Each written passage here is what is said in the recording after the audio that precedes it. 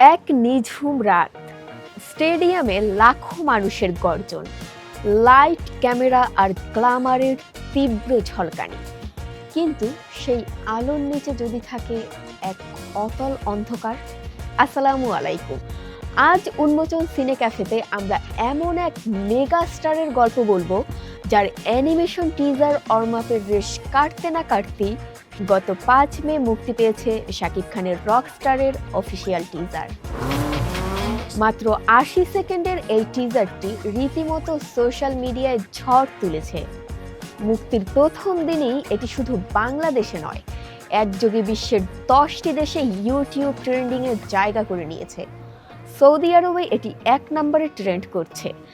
এছাড়া ওমানে 5, কাতারে 7, কুয়েতে 9, মালয়েশিয়াতে 10, এমনকি ভারতে 16 ও ইতালিতে 20 নম্বরে অবস্থান করছে এই টিজার। দেশি বিদেশি চলচ্চিত্র বিশারদরা শাকিব খানের এই নিউ লুক দেখে বিস্মিত এবং ভীষণভাবে আশাবাদী। যার জন্য 10টি দেশের ফ্যানরা পাগল, তাকে এক ঝলক দেখার জন্য পুরো দুনিয়া মুখিয়ে আছে। কিন্তু আমাদের এই রকস্টার কি সুখী? শাকিব খানের আপকামিং মুভি রকস্টারের অফিসিয়াল টিজার আমাদের এক ভয়ঙ্কর কিন্তু করুণ বাস্তবতার মুখোমুখি দাঁড় করিয়ে দিয়েছে। আজ আমরা ব্যবচ্ছেদ করব শাকিব খানের সেই ডার্ক লুক এবং তার চরিত্রের ভেতরের হাহাকারকে। সাথে আছি আমি ফারিজা হেসান। একজন রকস্টারের কাছে সবচেয়ে বড় শক্তি হলো তার মিউজিক, কিন্তু টিজারের শুরুতেই আমরা এক অভাবনীয় দৃশ্য দেখি। শাকিব খান লাইভ শো চলাকালীন হঠাৎ থেমে যাচ্ছেন। লাখো ফ্যানরা তাকে ডাকছে, তাকে খুঁজছে, কিন্তু সে যেন এই জগৎ থেকে অনেক দূরে। এই যে মিউজিক থেকে মুখ ফিরিয়ে নেওয়া, গান ছেড়ে দিয়ে নিজেকে লুকিয়ে রাখা, এর পেছনে কি আছে কোনো এক গভীর বেদনা নাকি বিচ্ছেদ? তিনি আসলে গান ছেড়ে পালাচ্ছেন না, তিনি পালাচ্ছেন নিজের যন্ত্রণাময় স্মৃতি থেকে। সারা বিশ্ব তাকে খুঁজছে, কিন্তু সে নিজেকে সঁপে দিয়েছে এক বিষণ্ণ নির্জনতায়। গল্পের সবচেয়ে আলোচিত এবং বিতর্কিত দিক হলো শাকিব খানের চরিত্রের নেশাগ্রস্ত অবস্থা। কেন একজন গ্লোবাল আইকনকে এভাবে ডার্ক সার্কেল আর এলোমেলো চুলে নেশায় বুঁদ হয়ে থাকতে দেখা যাচ্ছে? আসলে এটি স্রেফ একটি লুক নয়, এটি তার ভেতরের ট্রমার বহিঃপ্রকাশ। অনুসন্ধানী দৃষ্টিকোণ থেকে যদি দেখি, শাকিব খান বা তার চরিত্র আগুন আসলে কাউকে হারিয়ে ফেলেছে। তার এই আসক্তি আসলে তার হারানোর শোককে ভুলে থাকার এক ব্যর্থ চেষ্টা। টিজারের প্রতিটি ফ্রেমে তার নির্ঘুম চোখ বলে দিচ্ছে সে কাউকে পাগলের মতো খুঁজছে। এই নেশা তাকে ধ্বংস করছে না, বরং তাকে বাঁচিয়ে রাখছে সেই স্মৃতিকাতরতার সাথে।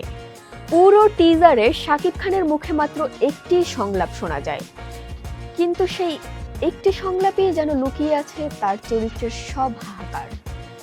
তিনি বলছেন, আমাকে নিয়ে যাও তোমার সাথে, আমাকে নিয়ে যাও তোমার সাথে। এই কথাটা তিনি কাকে বলছেন? এই আকুতি কি তার হারিয়ে যাওয়া প্রেমিকার প্রতি? আহমেদ হাসান সানির সেই গান, আমাকে উড়িয়ে দাও, আমাকে পুড়িয়ে দাও, আমাকে ভাসিয়ে দাও ওই নীল আকাশে, আমাকে নিয়ে যাও তোমার সাথে। আমাকে উড়িয়ে দাও, আমাকে পুড়িয়ে দাও, আমাকে ভাসিয়ে দাও ওই নীল আকাশে, আমাকে নিয়ে যাও তোমার সাথে। এটি কেবল গানের লিরিক্স নয়, এটি আগুনের চরিত্রের একমাত্র দাবি। তিনি এই গ্ল্যামার, এই খ্যাতি আর এই রঙিন দুনিয়া চান না। তিনি শুধু চান তার সেই মানুষটির কাছে ফিরে যেতে। এই ইমোশনটাই শাকিব খানকে এবার এক অনন্য উচ্চতায় নিয়ে যাবে। পরিচালক আজমান রুশুর রকস্টার মুভিটি আমাদের বুঝিয়ে দিল, সফলতার শিখরে থাকা মানুষগুলো কখনো কখনো সবচেয়ে একা হয়। শাকিব খানের এই ডার্ক এবং ইমোশনাল জার্নি ঈদুল আজহায় বাংলা সিনেমার ইতিহাস বদলে দেবে বলে আমাদের বিশ্বাস। বাংলা সিনেমায় এমন কিছু দেখা যায়নি আগে। যা এবার দেখা যাবে। আপনাদের কি মনে হয়, শাকিব খানের এই হাহাকার কি আপনাদের হৃদয় ছুঁতে পেরেছে? আমাদের জানান কমেন্ট বক্সে। আজকের মতো উন্মোচন সিনে ক্যাফে থেকে আমি ফারিজা হাসান বিদায় নিচ্ছি। ভালো থাকুন, প্রিয়জনের খেয়াল রাখুন, দেখতে থাকুন উন্মোচন টেলিভিশন। আল্লাহ হাফেজ।